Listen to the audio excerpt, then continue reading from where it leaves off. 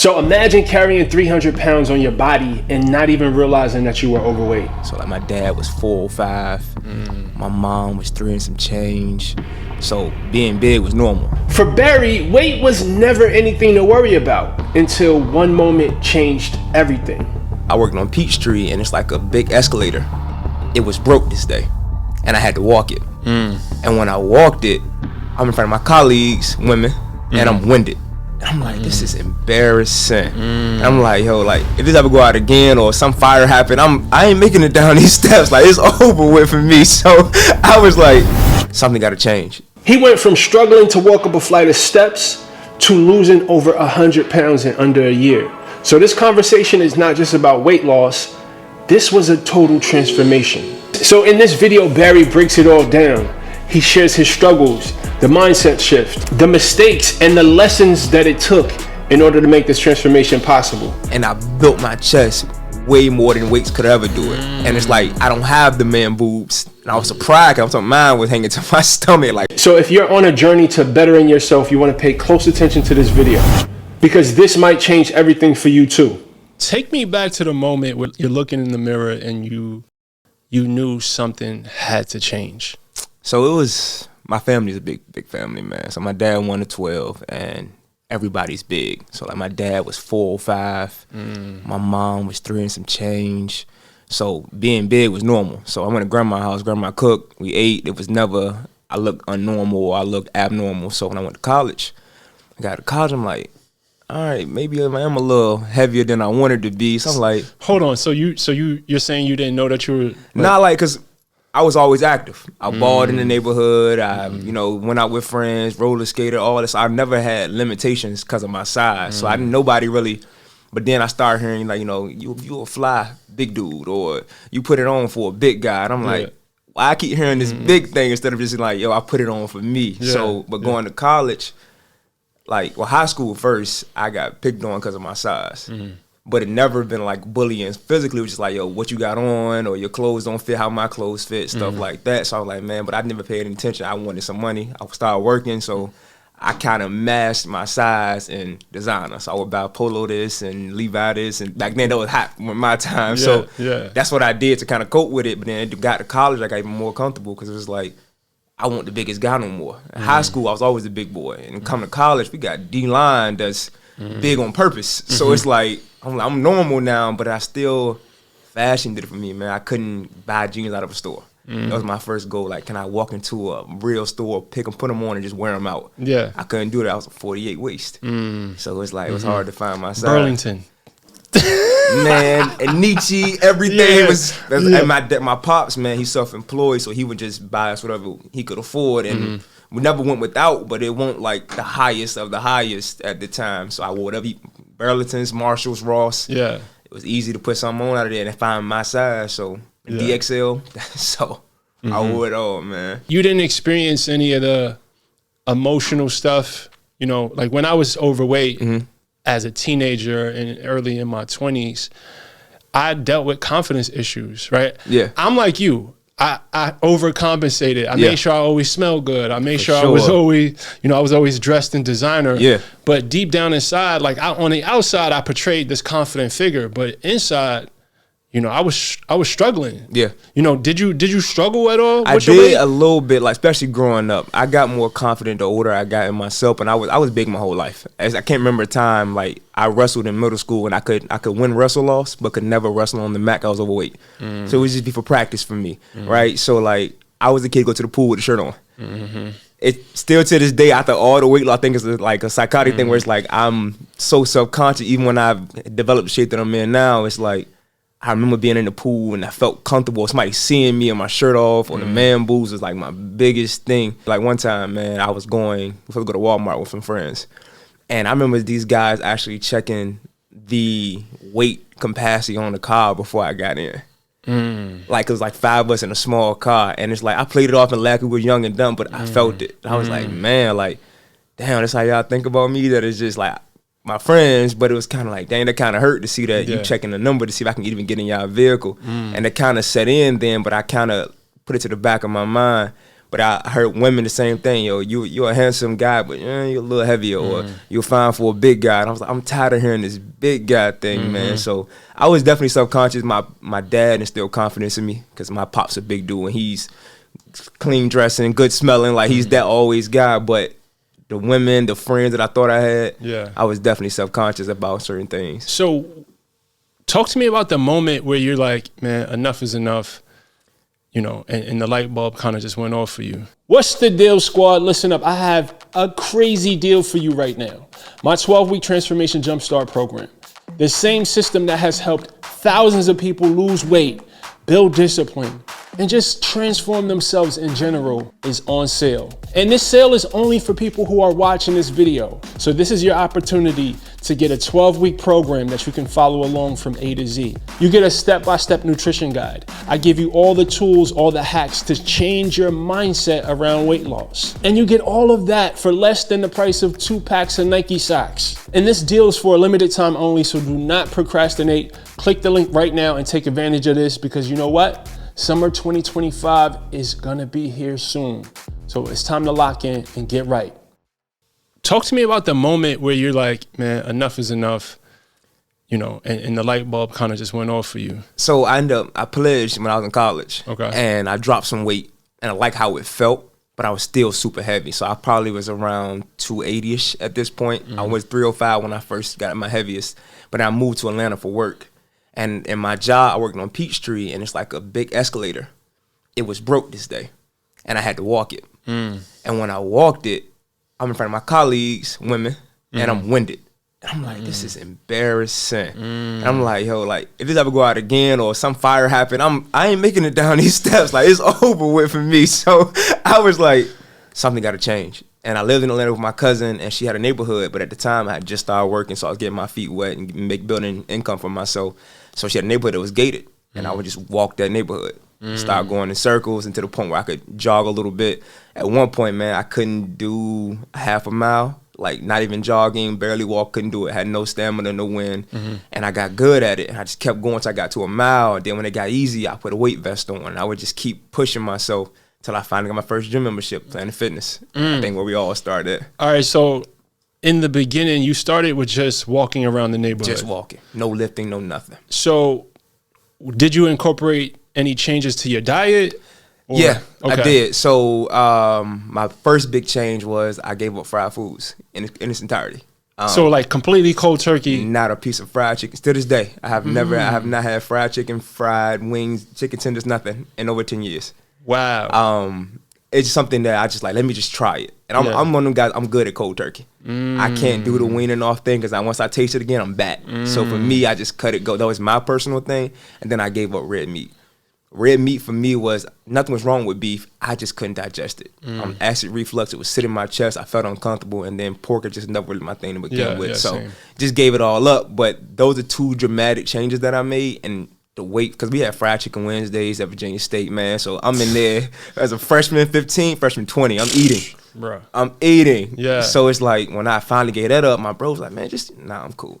So to this day, like now I travel a lot and go out with friends. I'm like, man, I would love a chicken tender or a little mozzarella stick or something, but I haven't had it in over 10 years. Wow. The air fryer was the best thing for me. Listen, bro, I live by my air fryer. I'm telling you. Yeah, so in the beginning, you just started with walking, Yep. and you gave up fried foods. Yep. How long did it take you to build up the stamina and the courage to actually join the gym? Started getting real active in 2019. I got my gym membership in 2020 at Planet Fitness in Georgia. And that's when I first walked in. Didn't know what I was doing. Looking on YouTube, how to lift, what should I be doing, understanding what a split is. I'm like, just trying to figure it out. But it's still, I started off just on the treadmill, like just walking inside now instead of outside. Then I got a little bit of weights. Then I was a little embarrassed a little bit because I'm like, man, I can't, my size is big, but I'm not pushing anything. So it's like, I got girls over here with 45s, I'm over here with 25, can't even curl it or push it. So I was like, a part of me was like, let me stick to the treadmill again. So how'd you get over that gym intimidation, right? Because a lot of people deal with that. Like, what was that process like? I just kept going, and then I'm somebody that's real social. Like if I want to talk to you, I walk up to you, have a conversation. And I met an older guy in the gym, and I was on my client that I work for, and this older black man was like, "Hey man, do you work out?" I said, "I'm trying to get active, man, but I'm a little embarrassed in that gym space. He said, well, when we on client site, work out with me. I was like, okay, what time? He said, 4 a.m. I'm like, man, I ain't never got up there early before. So I'm like, okay, I'll come downstairs, man. I met him in a suit, clean cut, clean brother, and I walked in, dude looked like Hercules. I'm talking about this 50-year-old man was cut up huge. And I was like, oh, man, I messed up. I'm walking in here like, I got like, you know, back then you put on whatever to the gym. I look horrible. But I'm like, man, this dude is The Rock, Under Armour, everything down. Like, he just clean guy. I'm like, okay. He came for business. He knew what he was doing. In the suit, he looked small. Out that suit, he was huge. And I was like, well, what do I need to do? He said, what can't you do? I said, a push-up is never happening. A pull-up, stop it. This is not going to go down. He was like, okay, give me 10 push-ups. I'm like, sir, I can't. He's like, do it on your knees first. We're going to start small. So I got on my knees, embarrassed as all, but it's just us two in the gym at 4 a.m. So I had nobody really to feel embarrassed about.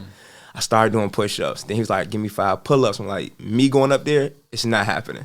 He used to pick me up and let me do negatives. Wow. And I think I had to put my pride to the side as a man. Like, this grown man is putting his hands on me and lifting me up and letting me do negatives because he wants me to be better. So, like, now that's what kick-started me. Like, you know what?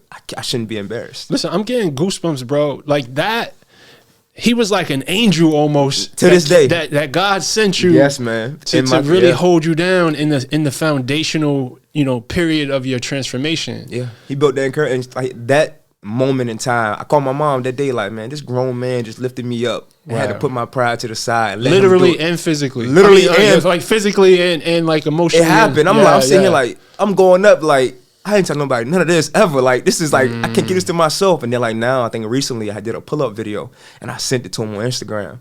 He's like, I knew you could do it. And it's like, he thought I forgot about him. I'm like, man, you really changed my mindset of like, do this for me, not for nobody else. And that's the role that I want to play in people's lives. Yeah. Right? Because that blessed him as much as it blessed you, believe it or not. You feel what I'm saying? Yeah. And that's beautiful, bro. That's amazing. So all right, so you had a guardian angel came through, helped you kind of build your confidence and get you started. What was the thing that kept you going? Because obviously he wasn't with you in the gym every day, right? Obviously there were moments where shit got tough. It did. What was the key to being consistent? I think once that happened, I started wanting for myself. Then I got an itch for it. What happened? Once I saw him lift me up, literally and figuratively, and I was like, this guy just met me today and willing to lift me up and really work with me. Like, I shouldn't be embarrassed by my journey. It could help somebody else who might be going through it. So I was like, let me just go for me. So when I went back home from my client trip that time, I started to go to the gym and actually grab a weight. Embarrassed or not, form bad or not. And guys would come stop me. Hey, man, young fella, can I show you something? I'm like, sure. My pride, at that moment, I realized this guy knows more than me. Let me be quiet and listen. So I worked on form or, you know, tuck your shoulder blades back or focus on this. And I was just like, okay, cool. And I'm like, I don't want to get injured. So let me just, okay, I'm a grown man, but listen to this guy. He actually has more experience than I have. Yeah. Then I caught a bug. Once I got addicted, man, it was kind of like, if I don't work out, my day don't go right. Like, to this day, I keep that same 5 a.m. workout that he started me on over 6-7 years ago. So at what point did that bug kick in, that obsession, that momentum from, you know, that early stage? Because I feel like in the beginning, whether it's the first few months or maybe it's a year for some people, it's hard to really find the consistency and the will to keep going until the momentum and the habits kick in. How long did that take before you like out addicted? Before him for about a year. It was just cardio, right? I like how I look in certain clothes now. So I'm like, I'm a fashion guy. So now I was like, I can go buy jeans. I went and packed some my first time and bought a pair of jeans, bro. When I say I was ecstatic. Life-changing. I was like, what? I called my, like, yo, mom, I'm in a 38. I'm like, life-changing. I feel good. And I was just like, yo, I never thought I would ever be able to go into a gym. And like my grandma like came, she was like, baby, you okay? You look sick. Because I got to the, literally, like, because I got to the point, man, I was so addicted, it turned bad. So I would undereat. I know what that was at the time. I would do excessive amounts of cardio to the point where I went from 305 at my biggest to 177 at my very smallest. And up to the point I was wearing super skinny jeans from like Boohoo and sites like that. My mom even said, baby, I love you, but your face looks sunk in. Like, you look too small. But I was still trying to fit into these clothes. I didn't care. But even still, outside of that, I didn't have no muscle definition, no nothing. It was just slim and like skinny fat, a whole bunch of extra skin. I was like, man, I traded one insecurity for another. So I had to I ended up gaining weight back intentionally to do it the right way. Yeah. No, that's a problem I'm pretty sure a lot of people would love to have. You know, I understand you went from one extreme to the other, but so let's talk a little bit about your diet, right? Okay. What was the process? Like you said, you go cold turkey. I'm sort of like that as well. I had to learn to have more balance though, because that's the key to sustainability, It right? is. But to your point, some of us need to treat this like an addiction. Indeed. You feel what I'm saying? Like we can't. If you're addicted to Coke, you can't just do Coke once a week. Nah, you eat it every day. You gotta give it up. You Nah, feel what I'm for sure, saying? yeah. And for fried foods and sugar, for a lot of people, they have that sort of relationship.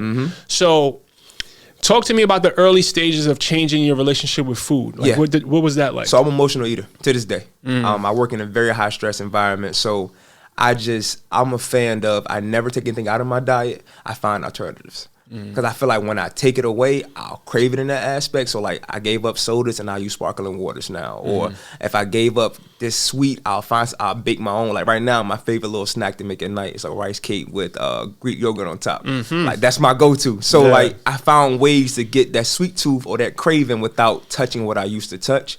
My first diet was completely unsustainable. I was chicken breast, I'm talking about like little to no seasoning. To the point where it was dry, like it's more like bland chicken breast, broccoli, white rice. Like I was literally, and then I would eat so little portion of it to the point I was like, I don't want to overeat. I'm trying to lose weight. Like you said, you went from one eating disorder to another.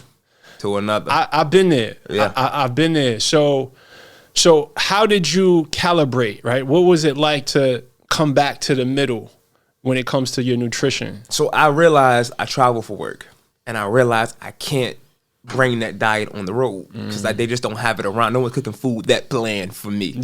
So I'm like, where can I go? So I'm like, I used to watch video like some of your videos that I seen, other guys that I watch who do like fast food healthy alternatives. So I would go to Chipotle and I would get white rice, chicken, and I would like dress it down to where it's still sort of macro friendly on the road. You know what I mean? Or I would go to like Kava or places like that to get the food that I wanted without being overindulgent. So now I was like, man, like tasting them, like man, I miss flavor. Like I miss like grandma used to cook with that salt, and I'm like, I miss that type of thing. So I started finding, let me do something I can do long term. But I did that fad diet, man, for almost a year plus. I was so focused on being smart, I didn't care what it took. I didn't give it mean I had to run 5 miles a day. That obsession, and I think there's an element that is required, an element of obsession. If you want to go, like we did, lose over 100 pounds, you have to be passionate about getting these results, right? Because that's the thing that's going to sustain you through those moments where you feel like giving up, or So when you hit roadblocks, right? Because those are inevitable, and for me, I gained back 60 pounds, 70 pounds. 2 or 3 times during my journey, right? Did you have any, hiccups similar to that? Like, what was that like for you? Not 60 pounds. I ended up. My man's like, but I wasn't slipping like you. I ain't go that hard because I was so. I like how I looked, right? But when I had lost all that weight, I gained it back because I didn't like how small I had looked, how my face had looked, how my skin would say. I was just very uncomfortable. So I gained it back. But it's been plenty of times where I went up 20 pounds again.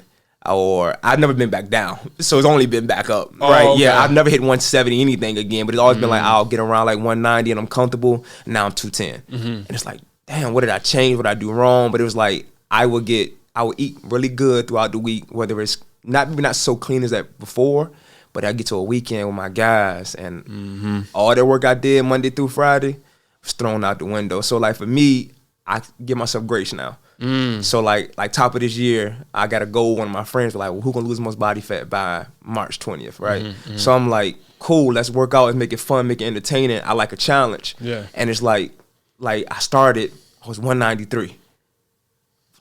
A month go by, I'm still 193. I'm like, damn, what am I doing wrong? And I'm like, let me make some adjustments. But I'm like, it's cool, I got time. I'm not trying to be the smallest guy. I want to be fit and feel good. So now I eat to feel good as opposed to just like, I'm not eating dry chicken and broccoli no more. Like, I like a little more razzle dazzle to my food. See, I think that's one of the biggest mistakes I see beginners make, right? They're scared to season their food, and that's the thing that sets you up for failure, because you have to still enjoy your food, bro. I agree.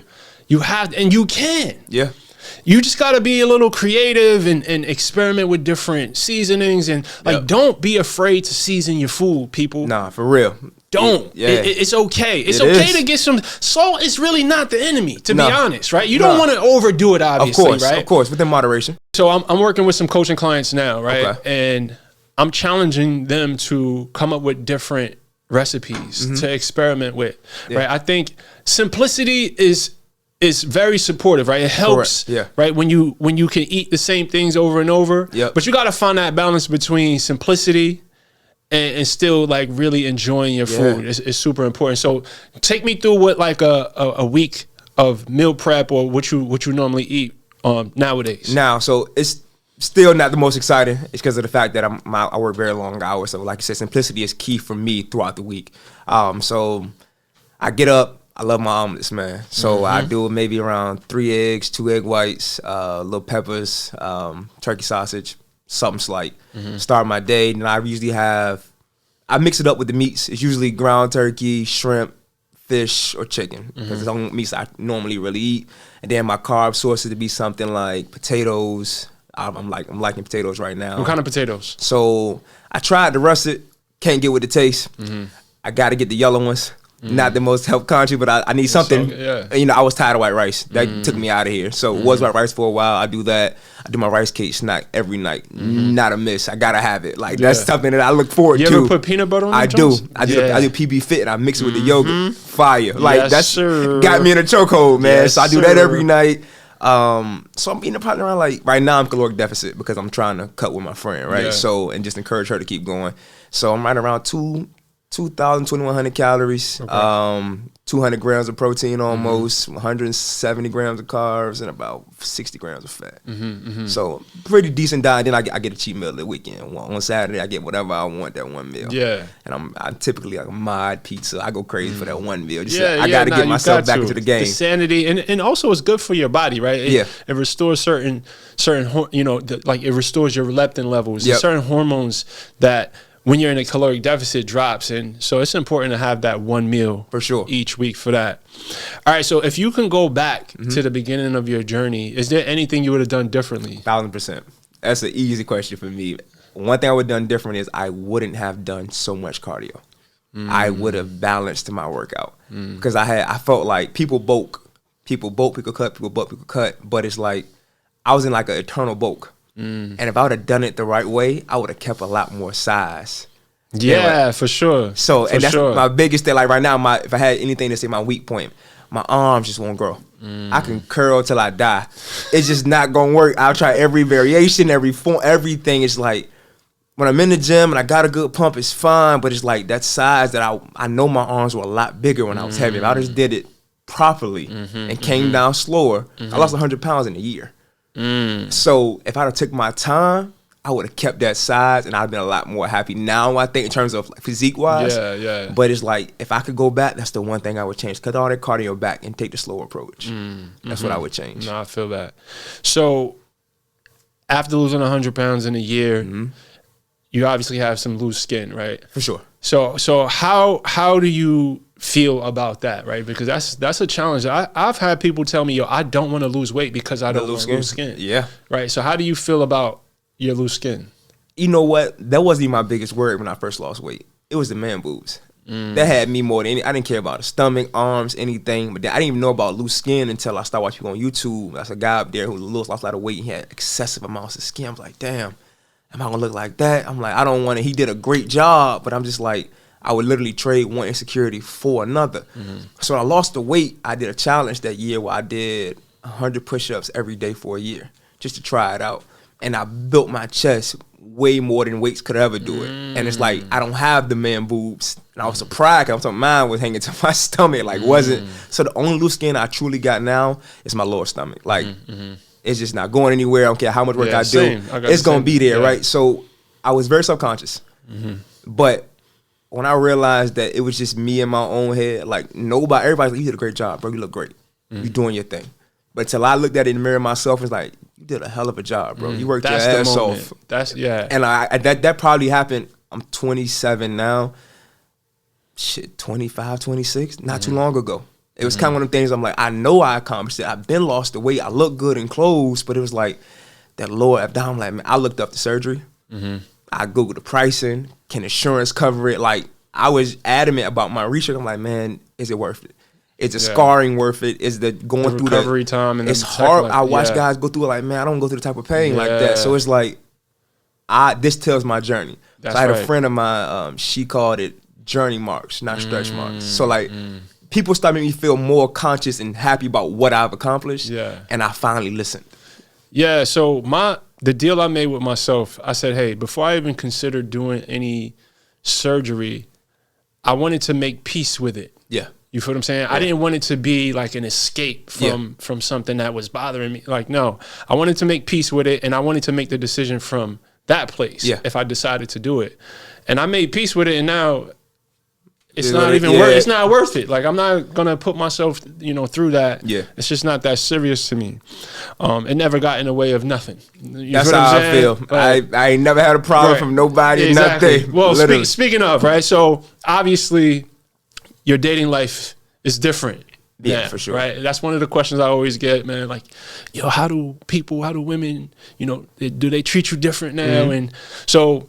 Describe, like, are you single or are you involved? Are you single? Yeah. All right. So, what's dating life like now compared to what it used to be?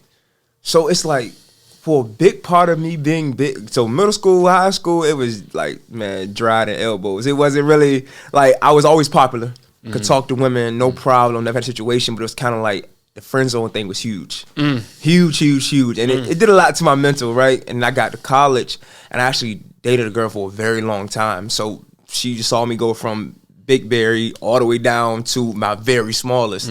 So it was never a thing of like, you should lose some weight, or it was more so like, you losing too much weight. Like, what's going on? Like, but it was just, so she was confident in me. So I never really cared about the weight. So once I got to college, it was nothing. Pre-college, because girls in my high school went to Oscar Smith. Football city. Everybody's cut up, everybody's athletic, everybody's that typical high school look. Yeah. And that's all the girls wanted. When I got to college, I realized there's a niche of women that who like big guys. Yeah, the teddy bear chasers. Yeah, so when it's cold outside, it's tired of the skin and bones, they want to feel a little warm.